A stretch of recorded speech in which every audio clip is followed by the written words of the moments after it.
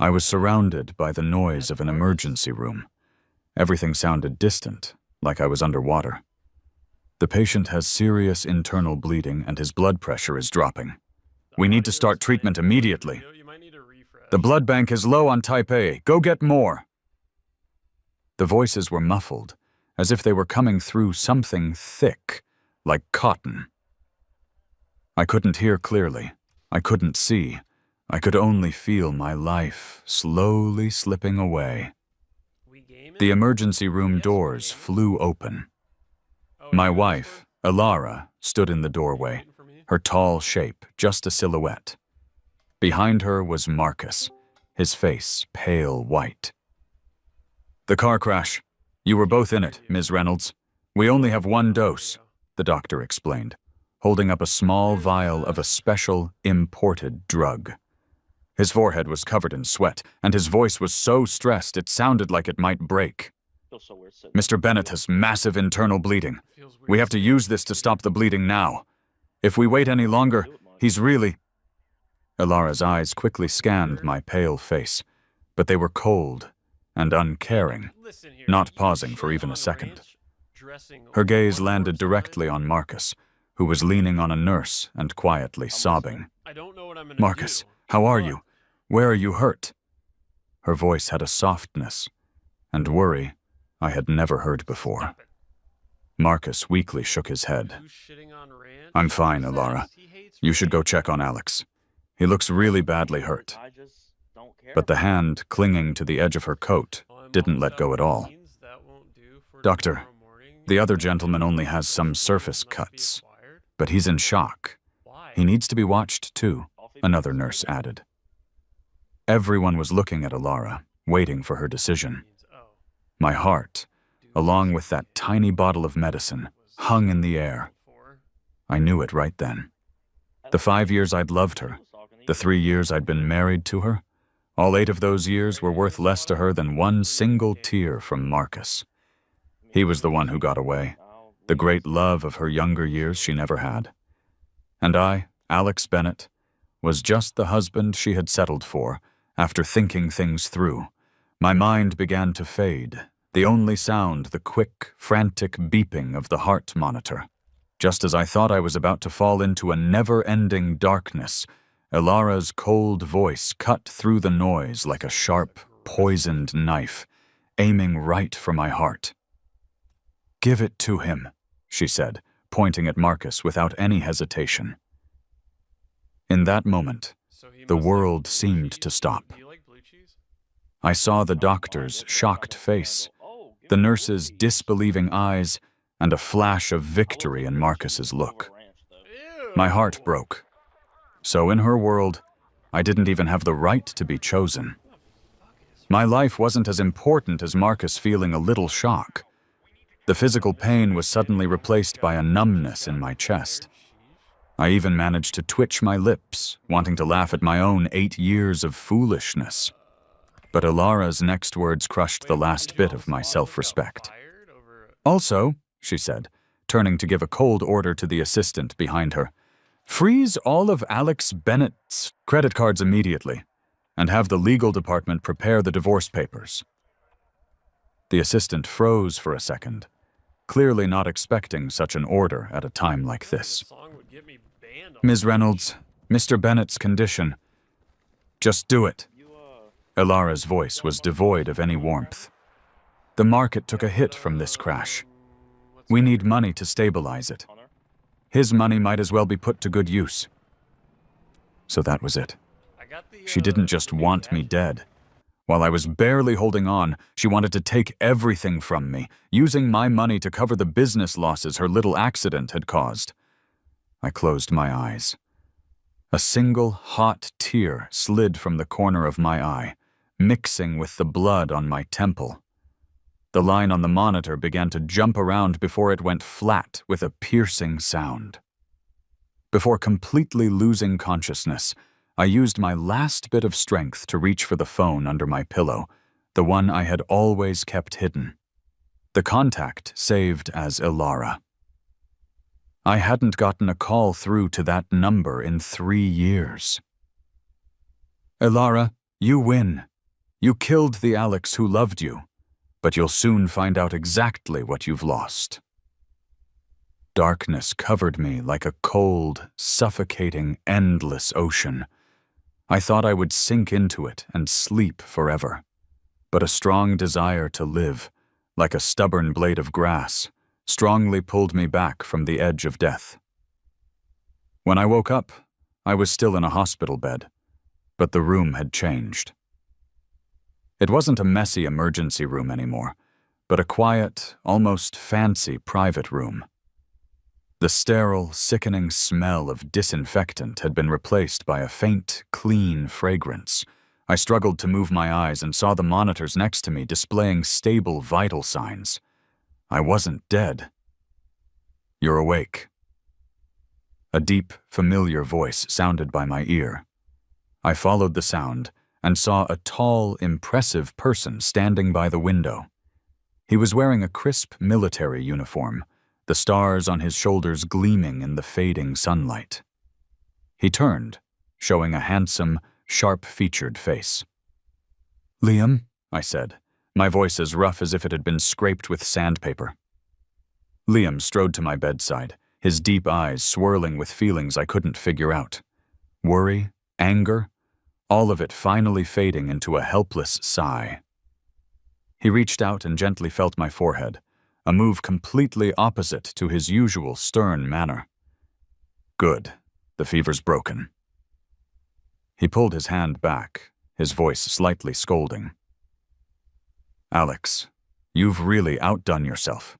Getting into this state? How long were you planning on hiding this from me?" I tried to force a smile, but it looked worse than a frown. I thought I could handle it." "Handle it? By ending up in the ER, waiting for someone to do you the favor of giving you a life-saving drug?" Liam's voice turned sharp and cold, and the temperature in the room seemed to drop. "If I'd been 10 minutes later, where would you be right now? Have you thought about that?" I became silent. Of course I had. If he hadn't arrived in time, I'd probably be a cold body, my last bit of worth squeezed dry by Alara, even in death. "I'm sorry." I lowered my head, unable to meet his eyes. Liam stared at me for a long time before finally softening. He pulled over a chair and sat down, his voice gentler. "The doctor said you lost a lot of blood and need to rest. Don't think about anything. Just focus on getting better." I nodded, but my eyes started to sting uncontrollably. In this world, besides him, there was no one else who genuinely cared if I lived or died.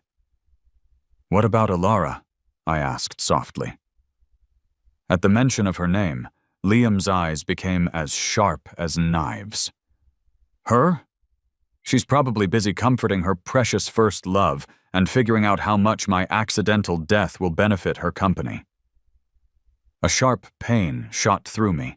Even though my heart was already dead, hearing the truth put so plainly still sent a chill down my spine. "She froze my cards, and she wants a divorce," I said, my voice so calm it surprised even me. Liam let out a cold laugh, his tone full of scorn. "A divorce? She wishes. Alex, you need to remember this. It's not about her divorcing you. It's about you making her pay for what she's done." He stood up and walked to the window, his back to me. His voice was low but carried a powerful authority. "Get some rest. When you're better, we'll go home. As for Alara and her pathetic little business, I'll make her understand what she can touch and what she can never, ever afford to." I looked at his broad back. The military uniform, a suit of impenetrable protection, shielding me from all the storms. 3 years ago, for the sake of what I called love, I ignored his worries and insisted on marrying Alara, even cutting off contact with him. I thought I had found a safe place for life, but it was just a trap covered in sugar. Now that the dream was over and my heart was broken, I finally knew who would always have my back. I closed my eyes, swallowing all my weakness and tears. "Liam," I said, opening my eyes with new determination. "I'm not letting this go." Liam turned, a hint of approval flashing in his eyes. "Now that sounds like my brother." "I don't just want a divorce," I said, clearly speaking every word. "I want to leave her with nothing." Yes, nothing. This wasn't just for me, it was for the foolish love that had died. I would make Alara watch as the very thing she had thrown away for profit and a past lover turned out to be more valuable than she could ever imagine. I would make her pay a price for her choice today. A price she absolutely could not afford. It wasn't until noon the next day that Alara finally remembered me, her legal husband. After dealing with Marcus's shock and spending the morning in emergency meetings to stabilize the company stock that had dropped after the accident, she finally, at her assistant's reminder, came to the public hospital where I had been. She pushed open the door, but the man she expected to find clinging to life and waiting for her mercy wasn't there. The room was empty, the bed neatly made, as if it had never been used. Alara's brow furrowed, an unfamiliar feeling of annoyance rising within her. She hated not being in control. "Where is he?" she snapped at the assistant trailing her. The assistant looked confused. "Ms. Reynolds, I don't know. You told me to handle Mr. Marcus's situation yesterday, so I didn't follow up on Mr. Bennett's." Alara's face darkened as she strode to the nurse's station. "The patient in room 203, Alex Bennett."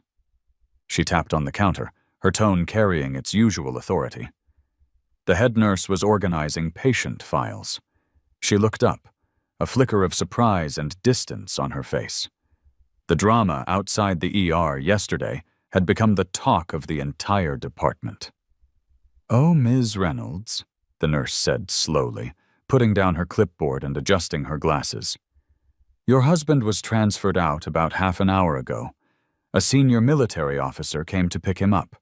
It was a top-level transfer with a direct escort from the military's main hospital. You didn't know?" Alara was stunned. Senior military officer, top-level transfer, main military hospital. The words felt ridiculous. She had thoroughly checked into Alex's background. Parents deceased, with only a distant aunt living abroad. When did he suddenly acquire such a powerful military connection? "What was his name? What unit is he from?" Alara pressed, her voice urgent. "I'm sorry, Ms. Reynolds. The officer presented special identification. We have no authority to inquire, and we are required to maintain confidentiality," the nurse replied professionally, though a hint of amusement was hidden in her eyes. "But from the look of things, his rank must be quite high. With someone like that looking after your husband, you can rest assured." Rest assured? Alara only felt the anger in her stomach burn hotter. Alex, the man who had always been so obedient, who barely dared to speak loudly in her presence, had dared to leave with another man without a word, and right after she had issued her divorce threat. This was a direct challenge to her authority. "Ms. Reynolds, should we still try to find out which hospital he was transferred to?" the assistant asked cautiously. "Find him. You find him now," Alara said, almost through clenched teeth. "I want to see who gave him the guts." A hazy memory surfaced. 3 years ago at their wedding, there had been a young man in a military uniform who had handed Alex over to her with a grim look. At the time, she had dismissed him as one of the groom's unimportant relatives and paid him no mind. Could it be him? Alara then gave a self-mocking laugh. "Impossible! How could an ordinary soldier have that kind of power?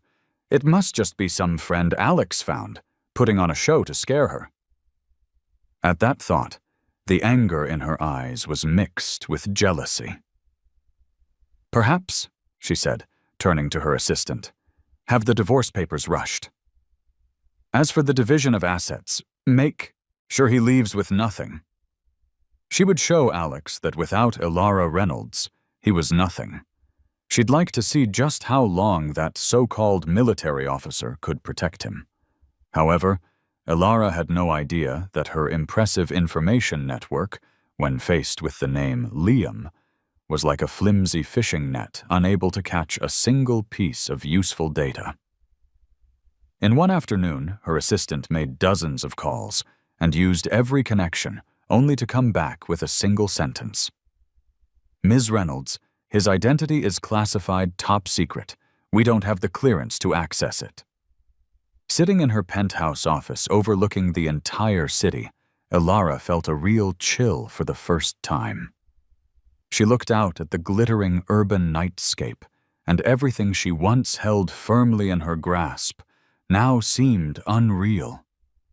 And she had no idea that a silent war against her had already begun. Returning to the villa that was supposed to be a home, but felt more like a cold cage, Elara's unease grew. Without my presence, the place felt unsettlingly empty. The faint scent of cedarwood I always used seemed to linger in the air, a subtle but persistent reminder that the man of the house was gone. She annoyedly tore off her silk scarf and went straight up to the master bedroom on the second floor. This had once been our room, but now it held only her scent. She pulled open the closet. All of my clothes had vanished, leaving only her expensive, identical collection of women's business suits. Her gaze finally fell on the display case in the bedroom. It, too, was empty. Where my watch collection and various small items once sat, now only a single, lonely cufflink remained, resting quietly in a velvet jewelry box. Elara walked over and picked up the cufflink. It had a classic design, made from a dark, heavy metal of an unknown material. It was surprisingly heavy in her hand.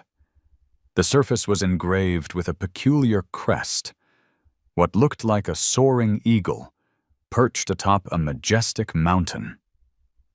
The lines were intricate and elegant, giving off an ancient, mysterious aura. I had once told her it was a family heirloom from my grandfather, my most prized possession. At the time, she was at the peak of her success, fresh off a major business deal, and had scoffed at such sentimentality. She remembered her exact words.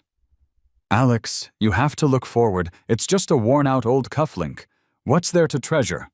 I'll buy you a dozen from Vacheron Constantin someday, worth way more than this."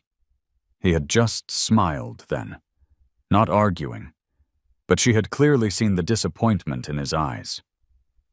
Now, as Elara traced the cold lines of the crest, an unfamiliar feeling stirred within her. She recalled the officer's icy look at the wedding, the head nurse's words about the mysterious top-level transfer. An idea so absurd it made her laugh at herself flooded her mind. Could this cufflink be connected to that officer? She immediately shook her head, telling herself she was overthinking it. Alex's background was as clean as a blank sheet of paper. How could he possibly be linked to some mysterious, powerful figure?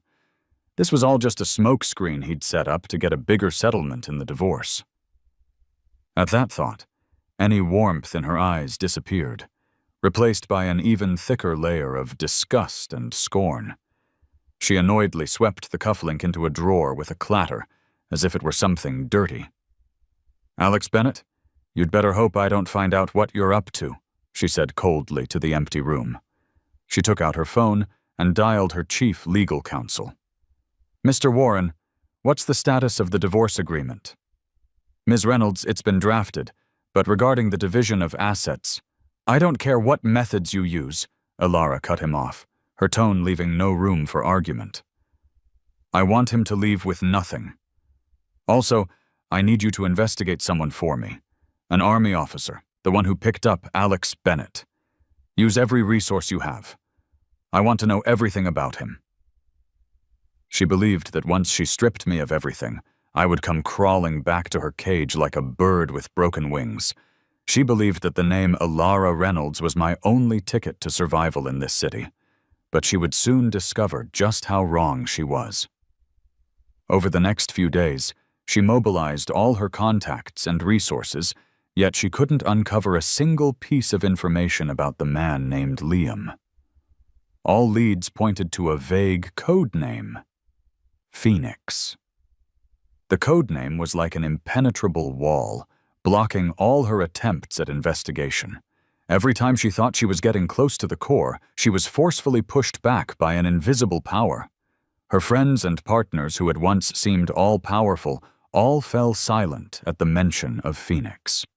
Some even cryptically advised her to stop digging. "Alara, take my advice," one of her most trusted business mentors told her over the phone, his voice heavy. "There are some circles we can't touch. Whatever misunderstanding you have with your husband, resolve it peacefully. Don't provoke people you shouldn't just because you're angry." Alara hung up, her face as dark as a storm cloud.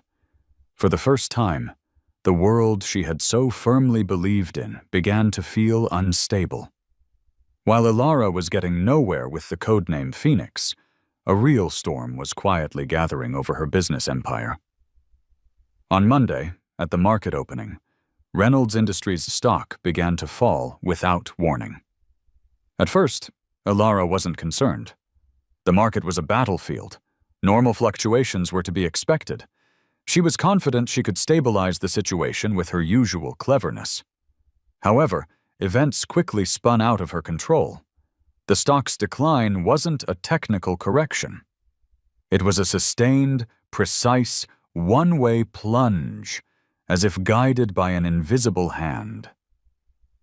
Every time she deployed money to prop up the price, an even larger sell order would slam down at the exact same moment, wiping out all her efforts. Panic began to spread through the market. Rumors about Reynolds Industries' tight cash flow and failing core projects spread like a virus through various channels. Alara sat in the trading room, her eyes bloodshot, staring at the relentless downward slope of the green line on the screen. She knew this wasn't the market at work. Someone was targeting her, hunting her in a premeditated attack. "Find them! I want to know who's shorting us," she roared in the conference room, her usual calm and composure gone. But the result was the same as her investigation into Phoenix. The opponent's account information was layered in encryption, hidden behind a vast network of offshore companies spanning the globe. They were like a ghost lurking in the deep sea, invisible, but their lethal chill was unmistakable. In just 3 days, Reynolds Industries lost nearly $3 billion in market value. Alara was overwhelmed and exhausted. She hadn't slept in days, and a palpable cloud of pressure surrounded her. Just then, Marcus called. "Alara," his signature weak voice came through the phone. "I'm so scared. Some men just came to my apartment. They said they were sent by your business rivals, and they told me to stay away from you." Alara's heart tightened. "Marcus, don't be afraid. I'll send someone to protect you right away," she said, trying to soothe him. "Alara, do you think it could be Alex?" Julian's voice was filled with a mix of hurt and well-intentioned speculation. "I know he hates me, and he hates you for choosing me. Do you think he's lashing out? That this is his revenge?" Alara's mind went blank. Of course. How could she not have thought of it?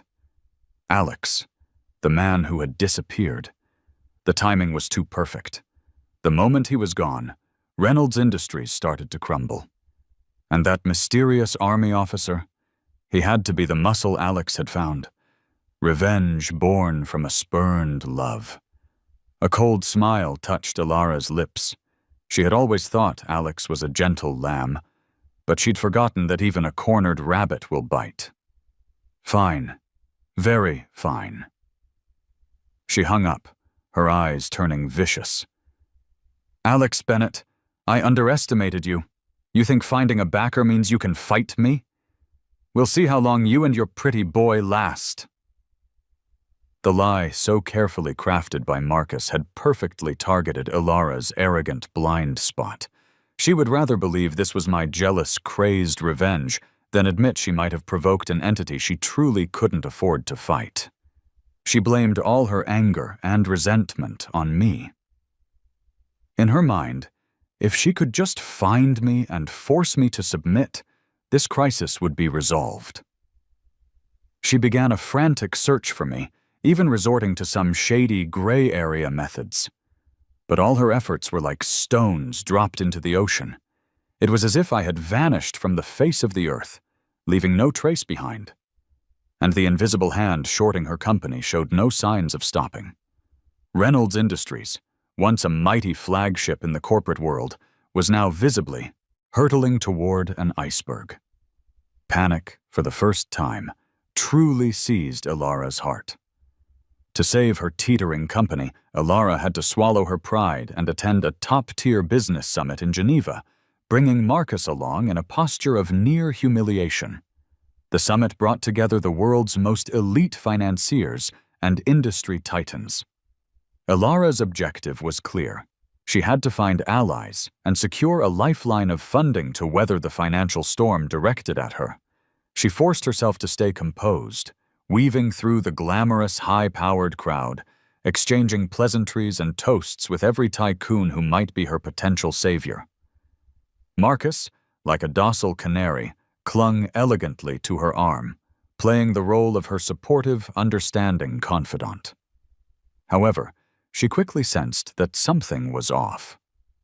The same business leaders who used to greet her with wide smiles were now treating her with a subtle, deliberate distance. No one was willing to engage in deep conversation, let alone discuss investments. The way they looked at her was as if they were watching a loser about to be kicked out of the game. Ilara's heart sank. She knew the news of her crisis had already spread through this circle. The world of capital was brutally pragmatic. When you're down, everyone wants to give you a push. Just as she was feeling a wave of helplessness, a commotion erupted at the entrance. A silver-haired, vigorous elderly man entered, surrounded by a phalanx of bodyguards in black suits. "It's Mr. Alastair. My God, even the Wolf of Wall Street is here." A low murmur of astonishment rippled through the crowd. Ilara's own heart skipped a beat. This Mr. Alastair was a legendary international finance mogul, a man who could make global capital markets tremble with a single stomp of his foot. If she could win his favor, the crisis at Reynolds Industries would be over. Ilara smoothed her suit jacket, about to go and try her luck, when her eyes accidentally fell on a pin on the old man's lapel. It was a peculiar crest.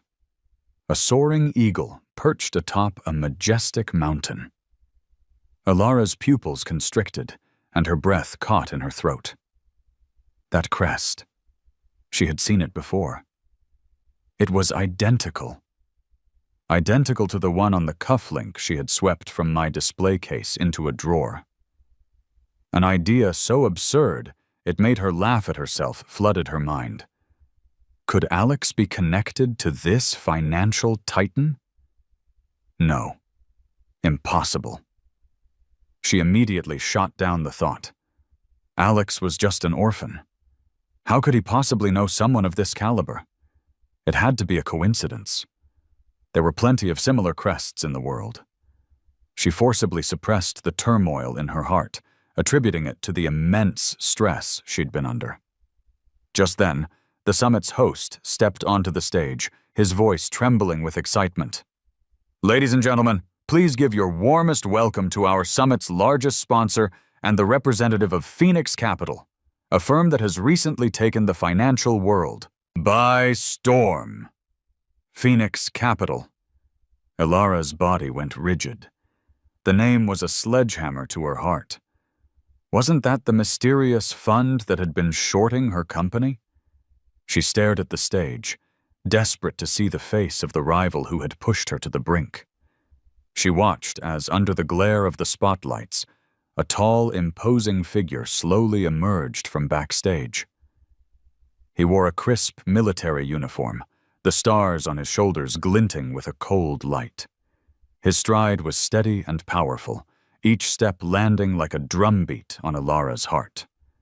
When the man stepped fully into the light, revealing a familiar cold face, Ilara felt the blood freeze in her veins. It was Liam, the officer from the wedding who had handed Alex over to her, the man the head nurse had described. But what plunged her into an icy abyss was the sight of a cufflink on his immaculate uniform, a cufflink bearing the same crest of an eagle and a mountain, silently declaring a truth she could not accept. The entire ballroom fell into a strange silence the moment Liam appeared.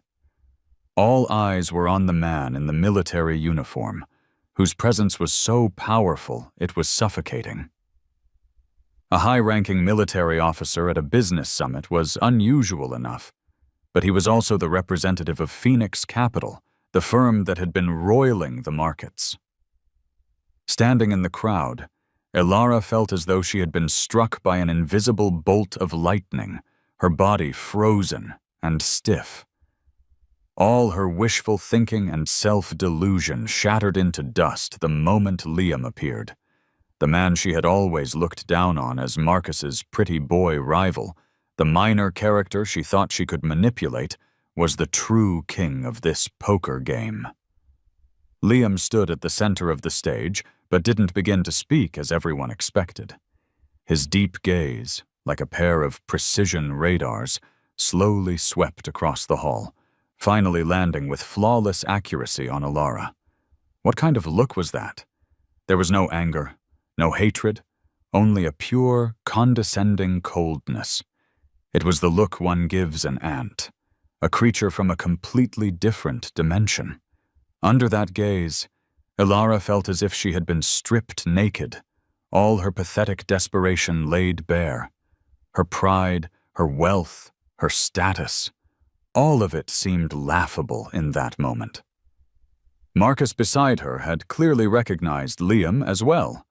His face went chalk white, and his hand clutching her arm tightened unconsciously, his body trembling slightly. "Ilara, what is he doing here?" Ilara didn't answer him.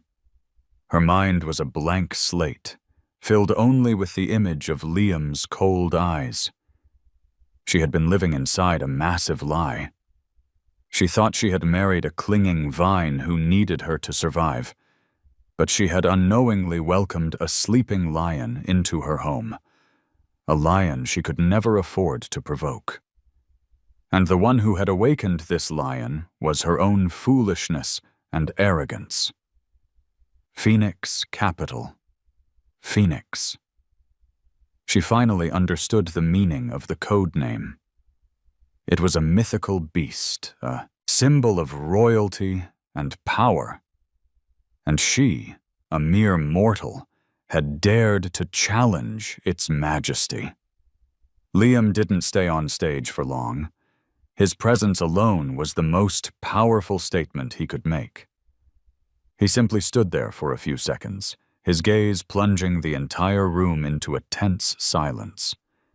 Then, with a slight nod, he turned and walked off stage, flanked by his bodyguards. He hadn't said a word, but his actions were more devastating than any speech. He had shown everyone in the room that Ilara Reynolds, the former rising star of the business world, was out. As Liam departed, the suffocating atmosphere in the ballroom eased slightly, only to erupt into a frenzy of whispers. All the gossip now centered on Ilara and her feud with Phoenix Capital. So Reynolds Industries pissed off a conglomerate with military backing? No wonder they're going down so hard. I heard it has something to do with her husband. Some kind of rich family drama. Shh, keep your voice down. Don't get involved. The business colleagues who had once flocked to Ilara's side now distanced themselves as if she were carrying a plague. She stood rooted to the spot, feeling like an abandoned island surrounded by a cold sea of gawking onlookers. Her legendary pride was utterly shattered. The post-summit gala became a public execution for Ilara. She moved like a zombie, mechanically holding a wine glass, but no one approached her to talk. She became an invisible pariah in the banquet hall, everyone instinctively giving her a wide berth. Marcus stuck close to her, his face pale, the terror in his eyes no longer concealable. He finally realized that his life-saving leverage and first love status were utterly worthless in the face of absolute power. He had provoked a being he wasn't even qualified to look up to. Just as Ilara was about to flee the suffocating gala with Marcus, Liam's figure appeared before her again. This time, he wasn't an untouchable king on a stage, but a judge standing right in front of her. Beside him was the financial mogul, Mr. Allister, and the two were chatting in low tones. Ilara's heart clenched. There was no escape. She forced a smile that was uglier than a grimace and steeled herself to walk toward them. "Mr. Liam, Mr. Allister, it's an honor." She raised her glass, trying to project an air of calm. But Liam didn't even spare her a glance. He simply turned slightly and, in a familiar peer-to-peer tone, introduced her to Allister. "Mr. Allister, let me introduce you. This is Ms. Reynolds."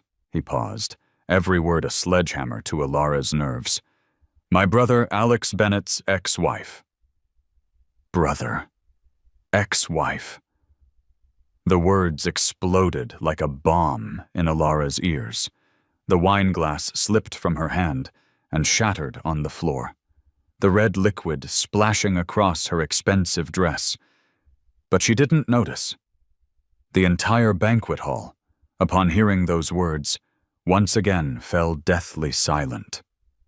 Every eye in the room, filled with shock, pity, and a touch of satisfaction, was fixed on Ilara.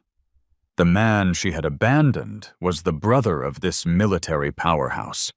Ilara Reynolds was the clueless, overreaching clown who had usurped his place. A look of understanding crossed Mr. Allister's face. He glanced at the disheveled Ilara, then smiled at Liam. "Liam, it seems this Ms. Reynolds has poor judgment. Mistaking a diamond for a piece of glass is a costly mistake for anyone in business." Their conversation was a series of sharp knives, slicing away what was left of Ilara's dignity. She wanted to argue, to scream, to ask Liam what right he had to say that Alex was her husband. But Liam gave her no chance. He took out his phone, and the screen lit up, displaying a photo in crystal-clear detail. In the picture, I was wearing an oversized hospital gown.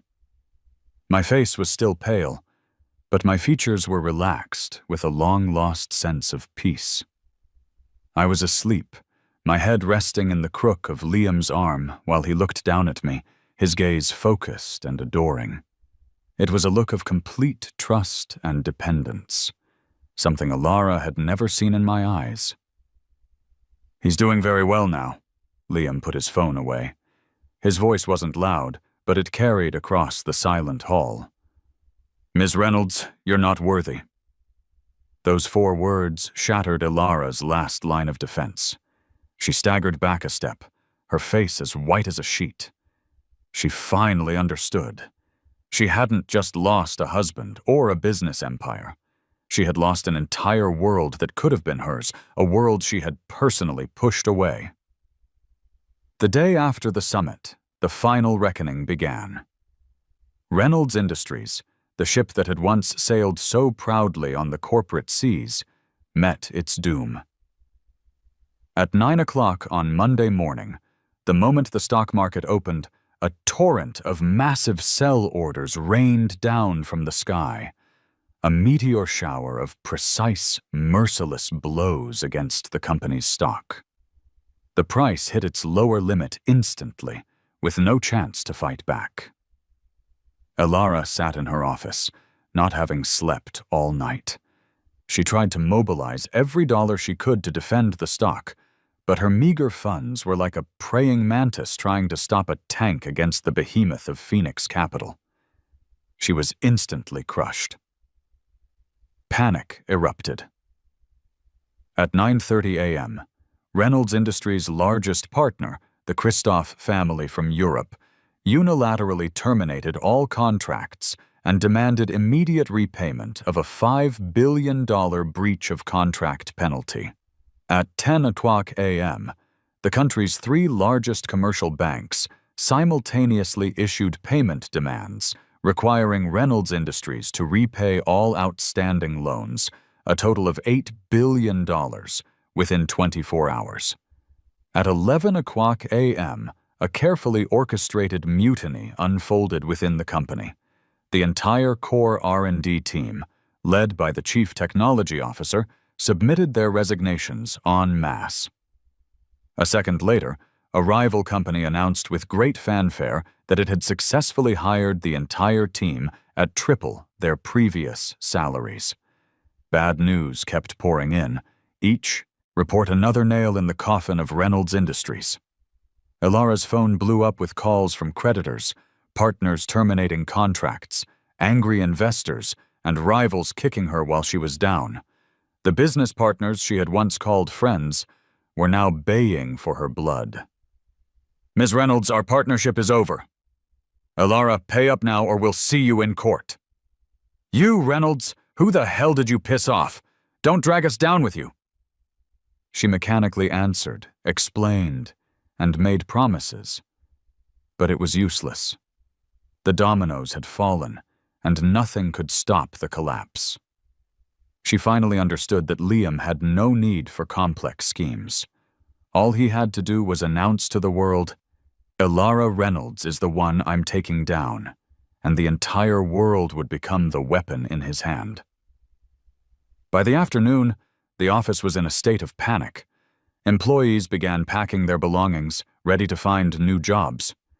A sense of impending doom filled the massive office building. Ilara sat slumped in her executive chair, staring out the window. She had once thought that from this vantage point, she could control the world. Now she realized she was just a pawn on someone else's board, one that could be discarded at any moment. She thought of me. She desperately wanted to contact me, to question me, to beg me. She felt that if she could just find me, if I would just plead her case, there might be a sliver of hope. She dialed my number, only to hear the cold, robotic voice of the service provider. "We're sorry. The number you have dialed has been disconnected or is no longer in service." She tried countless other numbers, but the result was the same. Texts, emails, social media. Every channel I had ever used to contact her was now blocked. She was trapped in a transparent glass box, able to see the outside world, but completely unable to connect with it. Despair washed over her like a tidal wave. She collapsed in her chair, staring blankly at the ceiling. She had lost. She had lost completely, and she didn't even understand why. She had no idea of the terrifying power her opponent wielded. All she knew was that it all stemmed from one cold decision outside an emergency room. Just when Ilara thought she had hit rock bottom, that things couldn't possibly get worse, reality slapped her again, harder. What awaited her wasn't bankruptcy, but something far more humiliating: total dispossession. The next morning, as Ilara walked into the office that would soon no longer be hers, she saw her chief counsel, Mr. Warren, sitting dejectedly on the sofa. A thick stack of documents was piled on the coffee table in front of him. "Warren, what's the situation? Is there anything we can do?" Ilara asked, grasping at the last straw. Mr. Warren looked up, his face pale, his eyes as empty as a puppet's. He didn't answer her question, just trembled and said in a dazed, dreamlike voice, "Ms. Reynolds, we're finished." "What do you mean?" Ilara's heart sank. "We were wrong from the very beginning," Mr. Warren said, his voice cracking. "Reynolds Industries. It was never yours." Alara looked at him as if he'd lost his mind. "Warren, has the stress gotten to you? I founded this company with my own 2 hands. How could it not be mine?" Shaking his head, Mr. Warren pointed a trembling finger at the documents on the table. "Look at these. Just look at these, and you'll understand." Hesitantly, Alara picked up the top document. It was a core technology patent transfer agreement she had never seen before. On it, all of Reynolds Industries' essential, life-sustaining technologies were legally and irrevocably transferred to an offshore company registered in the Cayman Islands. She kept flipping. Exclusive distribution agreements for overseas sales channels, the deed to the corporate headquarters building, even the ownership of the Reynolds trademark itself. Everything, every single cornerstone of her business empire, had been transferred to that mysterious offshore company without her knowledge.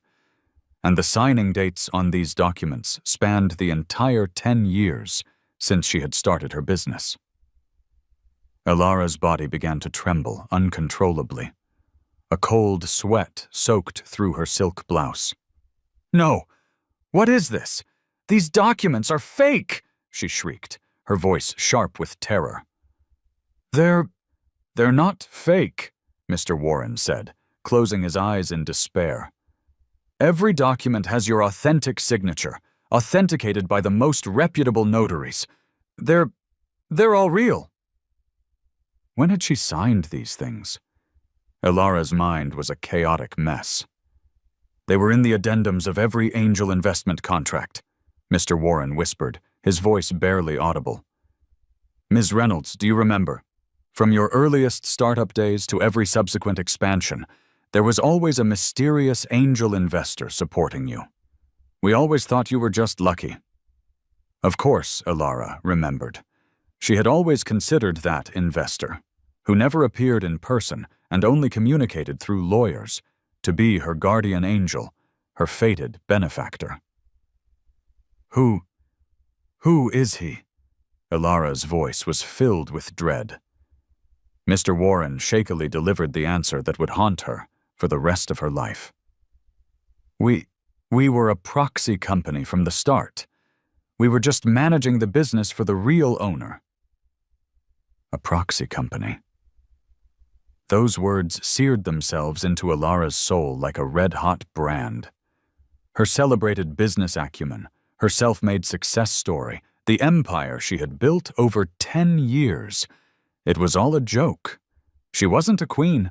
She was just a glorified custodian hired to watch over a treasure vault. Just as Alara's worldview was completely shattered and her mind was on the verge of collapse, her personal cell phone rang. It was an unknown number. She answered it numbly. A cold, steady voice came through the receiver. The voice of Liam. A voice she would never forget. "Ms. Reynolds." The hand holding the phone trembled like a leaf in an autumn wind. "It was you. You did all of this," she managed to choke out. On the other end, Liam let out a soft, almost mocking laugh. "Me?" he said. "Ms. Reynolds, I think you're mistaken. I'm just taking back what has always belonged to my brother." "Your brother Alex?" Alara's voice was laced with disbelief and outrage. "That's impossible. He's just an orphan. Where would he—" "It seems you never knew him at all." Liam cut her off, a hint of pity in his tone. "The Reynolds Industries you were so proud of was nothing more than a little sandbox Alex's family set up for him to learn the ropes. Your empire was built on his foundation, and you, Ms. Reynolds, were simply a manager we hired on a trial basis." A manager on a trial basis. Alara muttered the words, collapsing to the floor. All her pride and arrogance were obliterated in that single moment. "Your lease is up," Liam's voice was the final judgment. The call ended. The office was deathly silent. Alara lay on the cold floor, staring blankly at the magnificent crystal chandelier on the ceiling. It had once been the symbol of her success. Now it was a colossal mockery of her foolishness and ignorance. She thought of the cufflink she had carelessly tossed into a drawer. It wasn't some grandfather's heirloom. It was the Bennett family crest, the true logo of this vast business empire. She thought of the business advice I had casually given her over the years. It wasn't the insight of someone from a wealthy family. It was the directives from the true owner, relayed through his overseer. She thought of the time I had asked her if one day she had nothing, would I still stay by her side? How had she answered? She had said, "I, Elara Reynolds, will never have nothing." How laughable.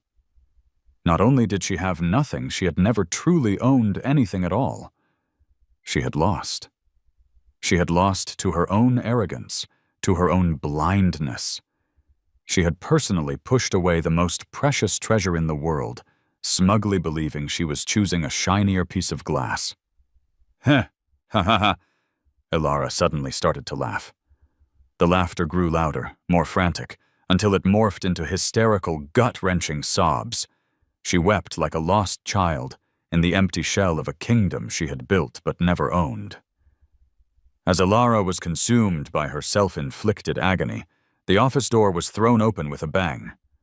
Several uniformed police officers walked in grimly. "Elara Reynolds," the lead officer said, showing his badge. "We have reason to believe your business associate Marcus is involved in a case of intentional injury and commercial fraud. Please come with us to assist in the investigation." Elara looked up blankly, her mind unable to process this new blow. "Marcus? What happened to him?" "During our investigation of a car accident," the officer stated matter-of-factly, "we found that Mr. Marcus is under significant suspicion of fabricating evidence and maliciously causing the accident. Furthermore, he is also suspected of colluding with foreign hedge funds to illegally profit by shorting Reynolds Industries' stock using the market panic caused by the crash." Elara's pupils contracted violently. The crash was Marcus's design. Even shorting her company was his doing. She had always believed Marcus was a pure, innocent white lotus, a younger brother who needed her protection. She never imagined that the most venomous snake was hiding beneath that flower. She remembered Marcus's perfectly timed gasps of pain and his feigned weakness after the crash. She remembered his well-intentioned suggestion in the hospital, shifting all the blame onto him. All along, she had been just a pawn in his game. He had used her guilt and affection not only to try to eliminate me, the rightful husband, but also to carve out a piece of her company's ruins for himself. Such a brilliant scheme, such a vicious heart. No, impossible! Elara shook her head, dazed. If all this was true, what did that make her cold-hearted choice for this man? She had been played for a complete fool by two different men. One she had discarded like trash, the other she had treasured like a jewel. It turned out one was a god she couldn't afford to offend, and the other was a snake poised to deliver a fatal bite. The police paid no mind to her breakdown. They soon apprehended Marcus at his apartment. Elara saw him again outside an interrogation room at the police station. He was in handcuffs, his face stripped of its usual soft, pitiable expression, leaving only a mask of snarling madness. When he saw Elara, he lunged at her like a wild animal, held back by two officers. "Elara, you useless bitch!" he shrieked, his voice piercing. "I did all this for you. Why didn't you protect me? You promised you would protect me for life." Elara looked at his distorted face, feeling nothing but endless disgust and exhaustion. "Why did you do it?" she asked hoarsely. At her question, Marcus laughed manically. "Why? Because I love you. I've loved you for years, but what did you do? You married that man, Alex Bennett, but you wouldn't be with me. I had to destroy him. I had to make you lose everything so you would have to rely on me, and then you would be mine forever." His laughter echoed eerily in the empty hallway. "But I never thought—" His tone shifted, his eyes filling with venom. "I never thought that loser Alex Bennett had such powerful backing. And I never thought you, Elara Reynolds, would be so damn useless you couldn't even save your own company. You ruined me, Elara. You gave me the illusion that I could take him down. You made me think that if I just got rid of him, I could have everything. It's your fault." Elara stood frozen, as if struck by lightning. Did I ruin him? If it weren't for my constant indulgence and favoritism, if I hadn't given him the impression that he was more important than Alex, would he have dared to be so reckless? I had personally fed the snake that bit me. Payback. This was all payback. After leaving the police station, Elara wandered the city streets like a ghost. Dusk fell, and the city lights began to glow. The city she once thought was hers now seemed alien and cold. Every passerby's face was filled with a happiness that had nothing to do with her. She finally stopped at a public payphone. She knew this was her last chance. She took out a coin, and with trembling hands dialed the number she knew by heart. My number. This time, the call went through. The dial tone, ring, ring, echoed in her ear, each sound like a blade slicing her heart. Just as she thought it would go to voicemail, someone picked up. "Hello?" It was my voice, calm and distant, devoid of any emotion, as if I were answering a call from a stranger. "Alex," Elara began, her voice a raw, broken whisper. "It's me." There was a brief silence on the other end. "Is there something you need, Ms. Reynolds?" Ms. Reynolds. The title was an invisible knife, severing her last thread of hope. "Alex, I know I was wrong." Her voice was thick with pain and regret. "I was so wrong. I shouldn't have chosen Marcus.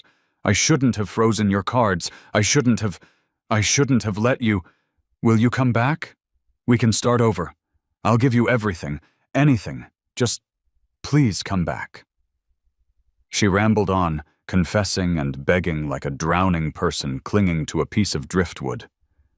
On the other end, I listened quietly, without interruption or response. When she finally fell silent, I spoke slowly, my voice still as placid as a stagnant pool of water. "Ms. Reynolds, the moment you chose to use that medicine and my assets to stabilize your stock, your account with me was closed." Closed. So precise and so cruel. "No, that's not it, Alex." Elara made a final desperate attempt. "The one I love is you. It's always been you. Marcus, he was just—" "The person you love isn't me," I interrupted her gently. "You love yourself. You love being on top, being in control. You loved the business value I brought you, and you loved how Marcus fed your cheap savior complex. Elara, you have never truly loved anyone but yourself." Every word I spoke was a scalpel, precisely dissecting her phony exterior and exposing the selfish, ugly core within. She couldn't argue because everything I said was true. "Give me one more chance," she pleaded weakly. "Just one more," I let out a soft laugh. "Elara, what makes you think you have anything left to bargain with?" I ended the call then, decisively. But just before hanging up, as if I'd just remembered something, I added one final sentence. A sentence designed to cast her into the deepest circle of hell. "Oh, by the way, the head of your company's bankruptcy liquidation team? That would be Liam." A crowd milled around the base of the Reynolds Industries headquarters. The once stylish white-collar workers now wore worried expressions, standing in long lines to collect their severance pay, Phoenix.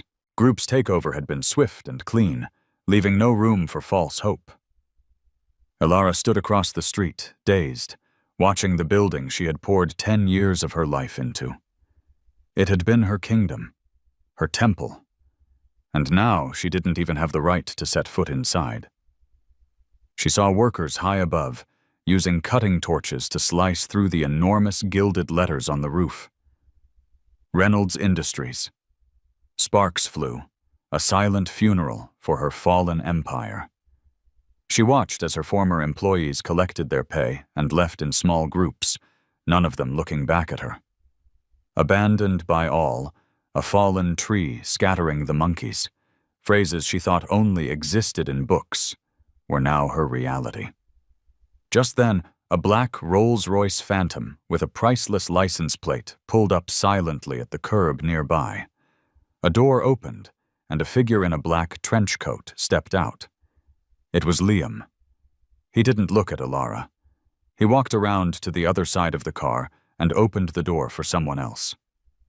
My figure came into Elara's view.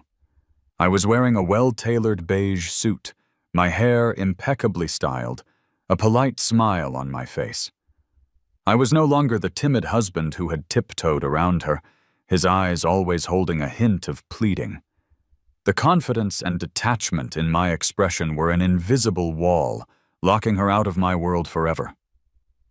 The Rolls-Royce started smoothly and pulled away. Elara stood on the sidewalk, watching the car carry me and a future she could never touch disappear into the traffic. She remembered the emergency room, where she had pronounced a death sentence on both my life and my fortune. She remembered the summit, where Liam had coldly declared, "You're not worthy." She remembered my final, decisive words on the phone. "Your account with me was closed." It had all been foretold. It was just that she, blinded by her own arrogance, had never seen it. Crash! The last letter of Reynolds Industries was cut from the roof and fell with a deafening screech of metal, shattering into pieces on the ground below. Elara's body jolted with the sound, as if the last ounce of her strength had been ripped away. She slumped against the wall behind her. A light, drizzling rain began to fall, the cold drops hitting her face, making it impossible to tell what was rain and what was tears. A week later, in the grand lobby of the former Reynolds Industries headquarters, now renamed the Phoenix Global Center, a highly anticipated press conference was underway. The cameras of hundreds of the world's top media outlets were aimed at the main stage. Phoenix Group, the capital behemoth that had long been shrouded in mystery, was about to make its first official public appearance. Elara, like a ghost, blended into the throng of journalists. She wore a cheap jacket, her hair was a mess, and her face was gaunt, a stark contrast to the polished media professionals around her. No one recognized the haggard woman as the CEO who, just a week ago, had commanded this very building. She had come for one reason only: to see me one last time. Only after losing everything did she morbidly realize that her feelings for me might not have been pure utility. It was a deep-seated possessiveness, a dependency she had never acknowledged. And now, she just wanted to see with her own eyes what exactly she had lost. The press conference began. Amid a storm of flashing lights, Liam and I walked onto the stage.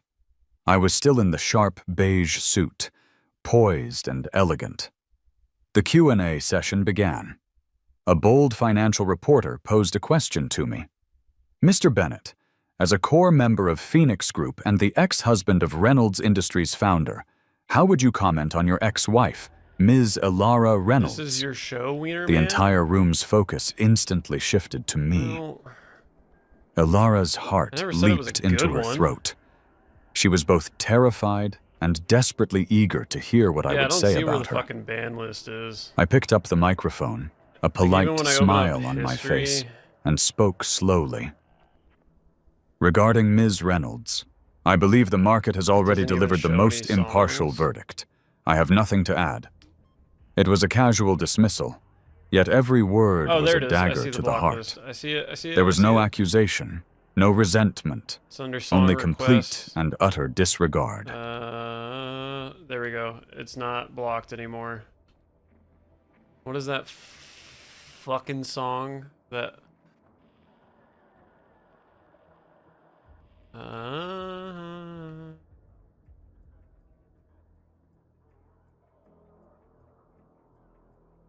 Copy.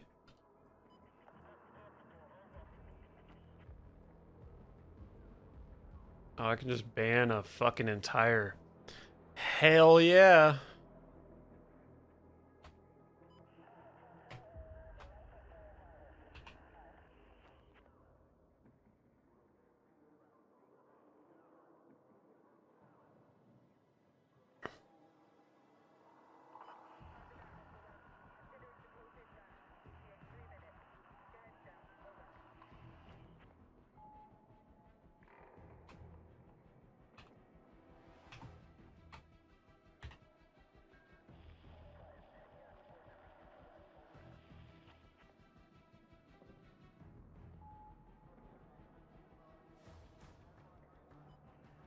Ram Ranch is permanently fucking blocked.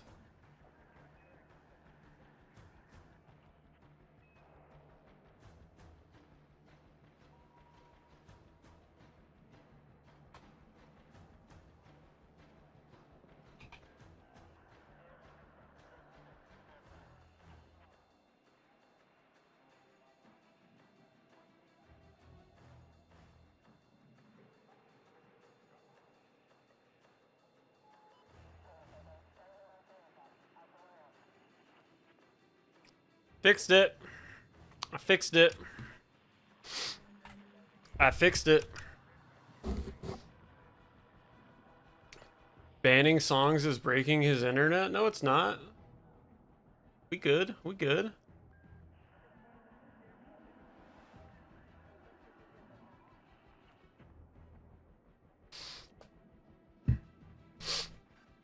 Well, is under on the Songify